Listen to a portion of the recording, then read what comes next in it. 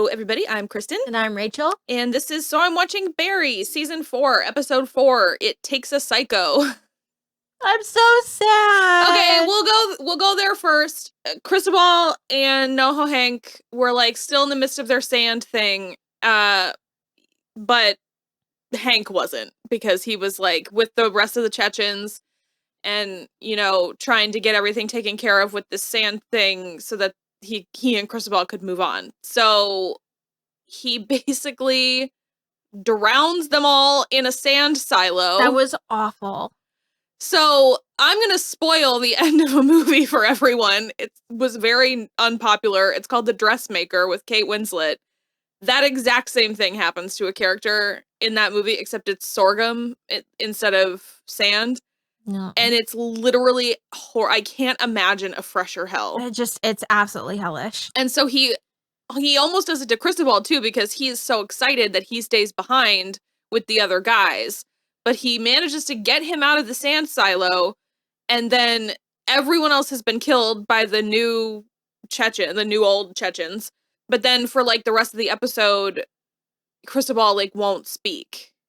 Because he's so pissed. Because I think he's also, like, in shock a little. Oh, absolutely. Yeah. But, like, in shock about his near-death experience, Yeah. and also shock at, like, what Hank had done 100%. behind his back. So he, like, doesn't speak until the Chechens have gone, essentially handing over the keys to Los Angeles. Yeah. Which is not nothing.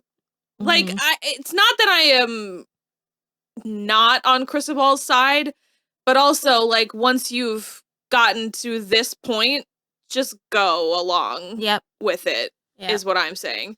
I think that it's mostly the betrayal from Hank is what is I think really... so, too. Like, because I think if it were anyone else, Cristobal would feel a little trapped about it, but he effectively would have gone along with it. Yeah. But because they were partners, and so because Hank had him in the dark about it. I do love these moments where Anthony Carrigan is allowed to, because Hank just, like, portrays himself and, like, presents himself as such a, like, frivolous and just, like, cheerful and sunshiny type of guy. And so I do love these moments where he's like, you sound naive. Like, he basically was like, because Cristobal was like, I wanted to go legit. And he was like, you sound stupid, like a child. Like, I can't believe you would be saying something like that. And he was just, like, just allowed the murder of everyone. Mm-hmm. Like, which, I mean, he's a gangster. They're both gangsters. Yeah. And so that's, like, Cristobal calls him a psycho, and he was like, well, it took this psycho to get you away from your wife. So, like, I don't know. Yeah, I see both sides of it. Yeah.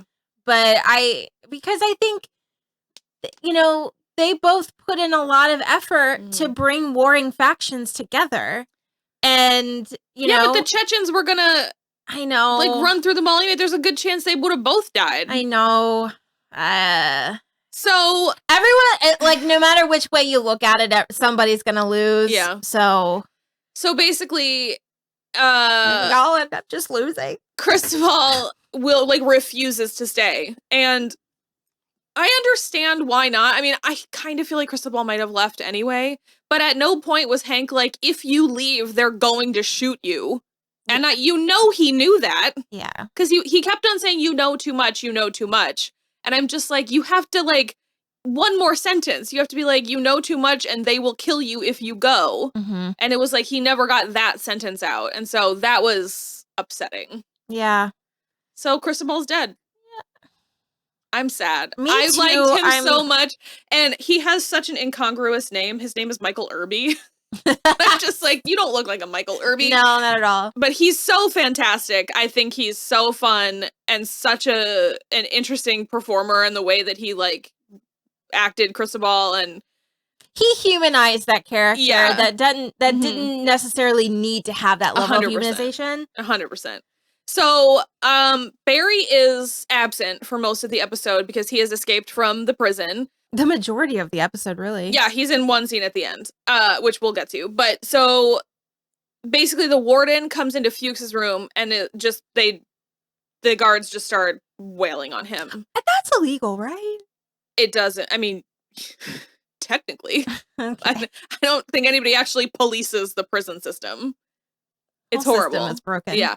Like, technically, yes, just beating people senseless is definitely illegal and probably against the Geneva Convention because they're doing it to get information out of him. And torture is illegal.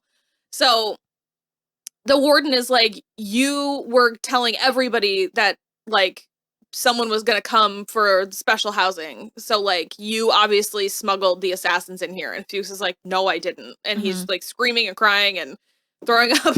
He's just like, no, it wasn't me. I don't know what's going on. And apparently that goes for, like, days. Yeah, because a really long time. At one point, we see other prisoners that are like, they're coming back for him again. And they're just like, so he's okay. He's okay. We see him towards the end and he's just like in the cafeteria eating food. But why were they all looking at him at first? I think because they were all impressed, like how he was trying to have like establish a reputation because he was the Raven. Okay. I think that the fact that he never gave Barry up, that they might go for it now. Yep. Okay. So meanwhile, outside prison, everybody is like literally terrified. So Hank is terrified that Barry is going to come after them, and Jean is terrified that Barry is going to come after him, and Jim Moss is not terrified, but he is following everybody to see like where Barry might be. And Sally is on set with, her name's Kristen, right? Yeah. The actress, which it seems like it's like a Marvel movie. Yeah, something like that. Something like a superhero movie. What was it called? Glam Girls or something? I'm looking right at the sign and I can't read it. Regardless, it was very silly. Okay, the Sally stuff first. Kristen kind of loses it a little. She can't get the lines out. She like calls cut, and also the director is Sean Hayter, who directed Coda, which is just a delight. And I thought they were going a little too hard on the superhero movie.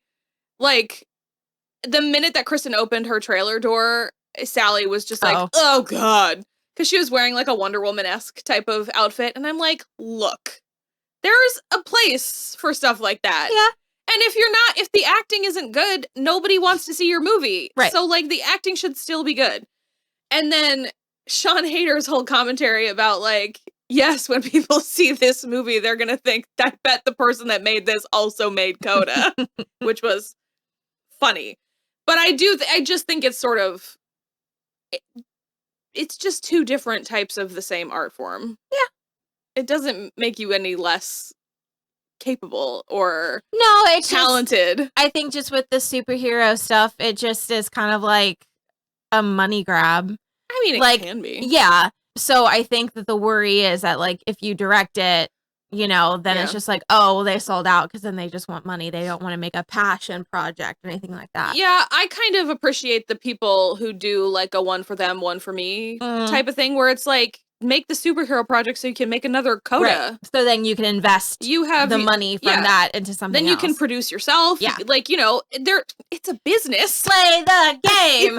It's still a business. It's still a job. You still have to make money. Right. So then there's also a guy there named Mark who I didn't actually catch what his job was. He's Kristen's agent. Oh, okay, perfect. So he is played by an actor named Paul McCrane, who, if anybody watched ER, he is the horrible attending physician who eventually gets his arm chopped off by a helicopter. It is so satisfying when that happens. Was that a organ transplant episode? Yeah. I know. Yep. Okay. Yeah. I didn't watch ER consistently, and there's a lot of room in here to be made for extras for stuff. Yeah. But I remember that episode. Okay. That one and the one with the trach. Oh, there's trach shit in every medical drama. George Clooney one with like the sewer and the straw. Oh, it's raining. And he did it on a kid? Yes. Yeah. Mm-hmm. Those are like the two I remember specifically. When I was younger and not old enough for ER, but like old enough to stay up past my bedtime, if I was like good, sometimes my mom would let me stay up on Thursdays and watch ER with her. Ooh. You know, Elizabeth Taylor had a tracheotomy. Really? An emergency one. She was on set. Oh my God. Yep. Okay, so when we're done with Felicity, we're going to watch all 15 seasons of ER. I love it. Okay. They're also on Hulu. Sally tries to steal the role right out of Kristen's grasp. And here's the thing, where you can tell that, like, Sean Hayter has, like, kind of sold out, but she's, like, or not, like she's kind of still got integrity, but she's sold out a little because she was like, wow, that was amazing. But like, if I could just get this to come out of there and come out of Kristen's face, it's like, because I think Sarah Goldberg is super cute, but Ellen Jameson has like a statuesque goddessy kind of thing going on.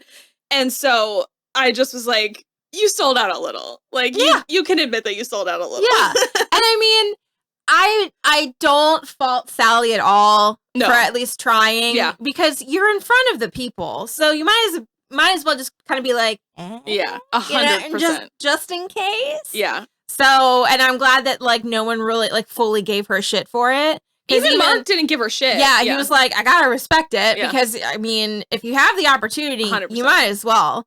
And then he offers her a job. Yeah. He's like, you could be her like full-time acting coach. We'll offer you $70,000 a movie. And I was like, take it. Yeah. And then he was like, and we'll try to get you roles that you're appropriate for. Well, it's like you'll be in front of people. It's like she doesn't want this role. She just wants to be an actress. Right. So it's like if she had gotten this role, she would have been mad about it. Right.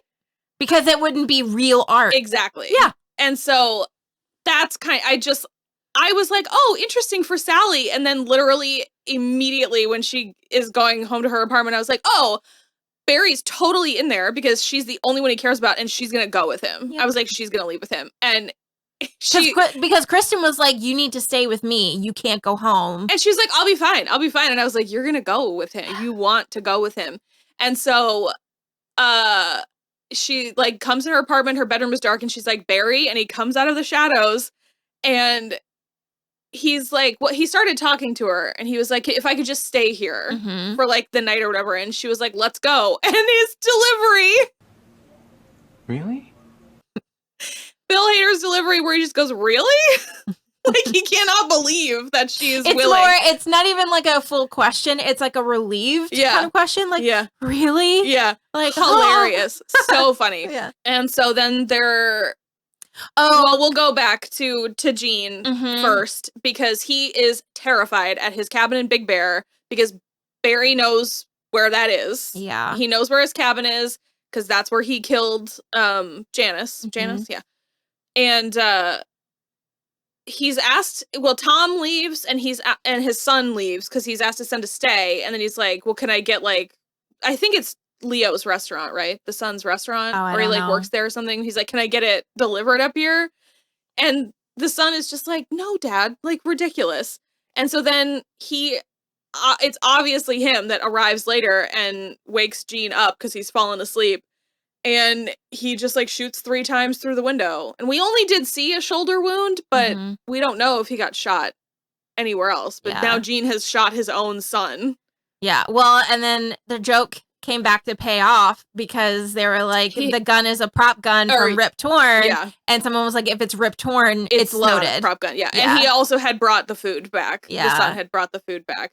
Poor Leo. Yeah. I just like with the Hank and Cristobal and the Leo and Gene thing, I just was like, man. It's just really interesting that I feel like because of Barry, all of these personal relationships that are orbiting outside of Barry are tearing themselves apart because of Barry. It's really fascinating to see. Yeah. Because Barry didn't have anything to do with Hank and Cristobal, but that's fallen apart. Yeah.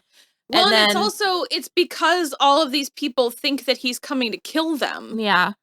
But it's also but that's what's also so fascinating to me is because clearly none of them know him well enough because he would never come after them when Sally was right there. Right. The only person who ever made him feel like he was doing the right thing and keeping someone safe because he's still got all of that trauma from the military too. Yep. About like not being able to keep people safe. I'm just like, Gene was not paying attention. No. Gene has if anybody has the receipts, it's Gene because he was coaching him through all of those acting exercises and he just like totally ignored them and is so drunk on his own self-importance that he's like, well, he's gonna come kill me. And it's like, no, he's gonna go get his girlfriend and get the fuck out of Dodge. Ridiculous. Yeah. And then I'm confused. We like full disclosure, we were also live streaming the Met Gala carpet. But why did those cops bust into Dave and Buster's and beat the shit out of those people that were sitting there watching TV? I think that's where they like last knew that the gangs were. Okay. But I also think they might have gotten a tip that they were still there. I think Hank might have called in a fake tip. Okay. So that he could have that party. He swatted Dave and Buster's. He swatted Dave and Buster's. Because as they were leaving and Jim was there and he could hear the calls and everything. And he was like, one of them's wearing like a Tigers, like. Or Oilers. Or an Oilers hat, which is weird. And so I think because the Oilers are not even a thing anymore, right? Texas? Aren't they not? The Texas Oilers? I thought that was like bad. Or is that a hockey team? I don't know. Texas Oilers baseball. Oh. It's a thing. It's still, I mean, I think it's still a thing. Just kidding. I don't know. Houston Oilers were a professional American football team. But only from 1960 to 1996. Hey! See? Before relocating to Memphis. I have a room in there. To become the Tennessee Oilers for the 97 and 98 seasons and later moving to Nashville and becoming the Tennessee Titans. So the Oilers football team no longer exists, but they are still a baseball team. Yeah, so that's, I think, yes, Hank arranged that so that he could drown the people, so that the Chechens could take care of business at his compound. Either that or the Chechens did it. But, like, Hank was like, tell them we were at Dave and Buster's, because we've been to Dave and Buster's all together. Yeah. Yeah, and then there's a little tag at the end with a kid named John. Is that supposed to imply that it's, like, in the future? Like, however many years in the future? I don't know. So there's a kid fighting with another kid because one of them doesn't know what Call of Duty is. And he goes walking back to his horrible house in the literal middle of nowhere. Nothing outside. It is so depressing. And goes inside and he gets a beer can to put on his face because he was in a fight. And there's 6 bottles of wine and like a 6-pack of beer and a donut with a bite taken out of it. And that's all that's in the fridge. And then he walks away and we pan out and it's Sally and Barry. And Sally looks bummed. Like super bummed. And Barry kind of looks like he's having the time of his life. Yeah. House doesn't feel very full of love. No, there's nothing on the fridge. There's no like landscaping outside. There's not really art on the walls. They look like they are in the middle of a field. Yeah, it looks like it looks like a safe house. I just thought safe houses are like normal houses. They just, no one knows who lives there. I mean, it can be. It just looks, I don't know. Yeah. I just would never, ever in my life end up like that. I'd be like, at least dig me a pool. Right? Like, if I'm going to be in the middle of this shit. So much land. Yeah. Dig me a pool. So yeah, we will see next week what's going on. Also, my husband told me apparently Bill Hader is directing all of the episodes this season because one of the producers came to him and said, you are insufferable on set when other people are directing, so please just do all of them this year. And he did. So he directed this one also. It was really good. It was, I mean, every week we say it. And all the show is just really good. All the Hank and Cristobal stuff was heartbreaking. I'm so sad. Absolutely heartbreaking. And I'm bummed to not have Michael Irby for the last 4 episodes. Like, that sucks. But I mean, what a performance out of Anthony Kerrigan. Oh my God. That was really, really good. Oh yeah, Cristobal got shot in the driveway. Yeah. Like after he left and Hank saw it. And I love that one of the Chechen guys came in and was like, I'm really sorry. We didn't want this to happen. Yeah. So at least it's like, it's so interesting because these interpersonal relationships in this gang too seems to be very supportive and loving, but they're like, so you had to murder your boyfriend. The like main Chechen guy was like, Cristobal, it's fine. You love Hank and Hank loves you. And as long as you guys are happy, like no problems. And I was just like, and like, you're part of our family. Yeah. Progressive. I know. Love to see it. Hate all the murder. Yeah. And, you know, the bad stuff, but... There was also a really, really in passing and, like, off to the side moment where the, like, one Chechen that came to the door to, like, tell him that Cristobal was dead, then when Hank, like, turned to, like, walk away and go, he just made, like, a little gesture to the other guys to stay back. And I was like, that is so interesting. Like, that didn't need to be anything. Yep. You didn't need to do any kind of hand gesture, and you did, which I think just sort of, I think that kind of goes back to the Bill Hader of it all. I feel like he told the guy to do that. Like, tell them that Hank needs space. And I'm just like, love that. Yep. Fantastic. I'm excited to see if Hank gets more ruthless. Yeah. That would be super interesting because he can do it. Most guys with blue eyes cannot make shark eyes, and he can do it. Yeah. And I mean, because the shift that happened in this episode, I mean, from minute one, I very much was kind of like, something's off, something doesn't feel right, and I don't know why yet. Now I know. I love that.